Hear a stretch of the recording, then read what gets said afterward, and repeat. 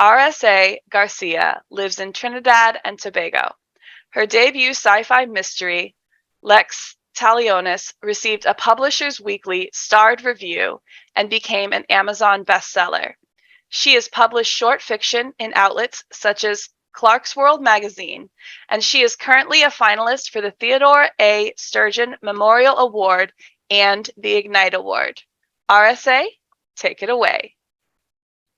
Hi, everyone. Pleased to meet you all. My name is R.S.A.Garcia, and I will be reading to you today from a scene where we are introduced to our main character and several of the beings that are going to help her on her quest to rediscover her identity and her past.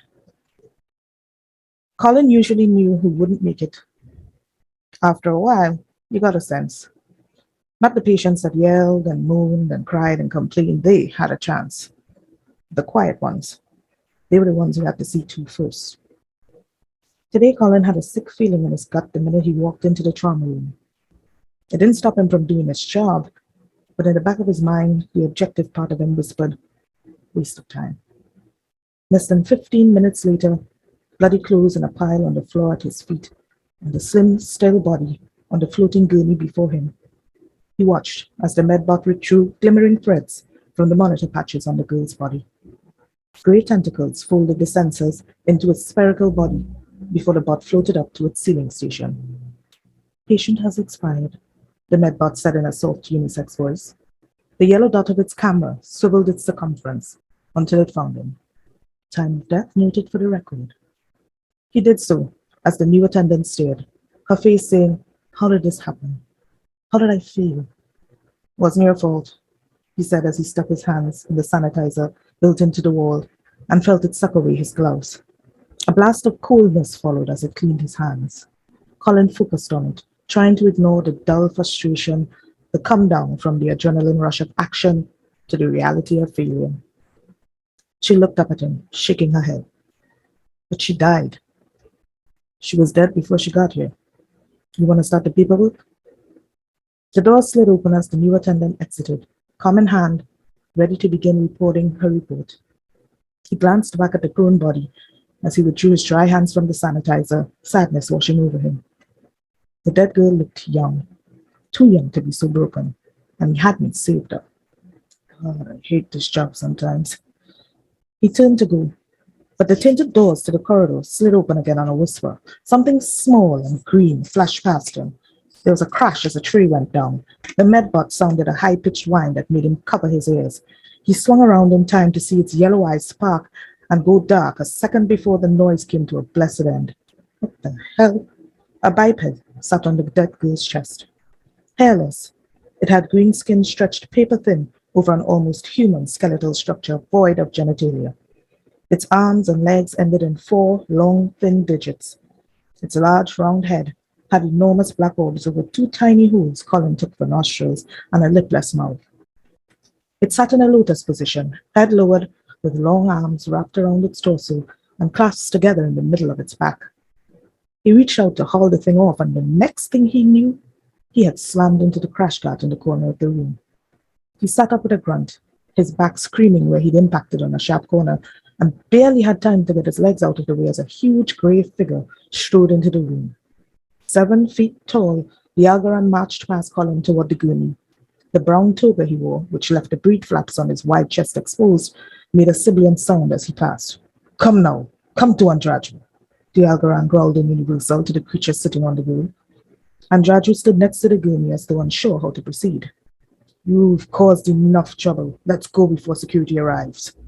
The creature did not move. Colin pulled himself to his feet, ignoring a sharp, unpleasant tingling under his skin. Come on, I said. If we leave now, together I will forget this when we get back to camp. The creature remained motionless. Sir, Colin began, but Andraju hissed, oblivious to all but the unmoving creature. The Algaran reached out and grabbed the animal's shoulder. A second later, his muscular arm shot up and back as though slapped away. He cried out, a shocked look on his grey face, his black, marble-sized eyes wide. Grabbing his arm, Andraju cursed fluently in his own language. So that's what happened to me. It looked as painful as it felt. Is this animal yours? Colin asked. If so, you'd better get it out of here. Neither of you are allowed. His voice died as his gaze fell on the girl again. The sitting alien had not moved an inch, but the girl had. Her chest rose, then fell, rose, then fell. The creature rode her breathing, its arms still wrapped around itself. She's dead. She has to be. The medbot's never wrong. The girl arched away from the bed, her body making an impossible curve like a bow. Her head dug into the plastic sheet under her, and the veins in her bruised neck stood out like cords. The white sheet they had half pulled over her fell away from lean arms as her fist dug into the gurney. One of the monitor patches peeled off and fell to the floor. A strangled gargle came from between her puffed lips. Still straddling her, the creature stretched one stick-thin arm toward the girl's head and touched the center of her forehead. Her body collapsed as if a string had been cut, and then she was holding the outstretched finger, her hand clutching the alien's in what looked like a death grip. Her whole body shook from the effort. Her eyes were green, Colin realized, bloodshot, but incredibly green. By the sacred host, Anjaji whispered, what does this mean? Colin did not, could not, reply. She was dead. I watched her die. The girl's breaths sounded harsh, each one a faint moan. She struggled to get an elbow under her, but fell back onto the gurney, still clutching the alien's hand. Gasping with pain, she did not break eye contact with the alien on her chest. The creature leaned down, as if listening for something. Seconds passed before the girl choked out two short words. Colin could just barely hear. Her eyes closed and her hand fell back on the gurney, still holding her savior's finger. Pest, the Algorand said, but Colin caught the undertone of confusion and fear. The Algorand had no idea what had just happened, neither did he, for that matter, but he knows this thing, he can help.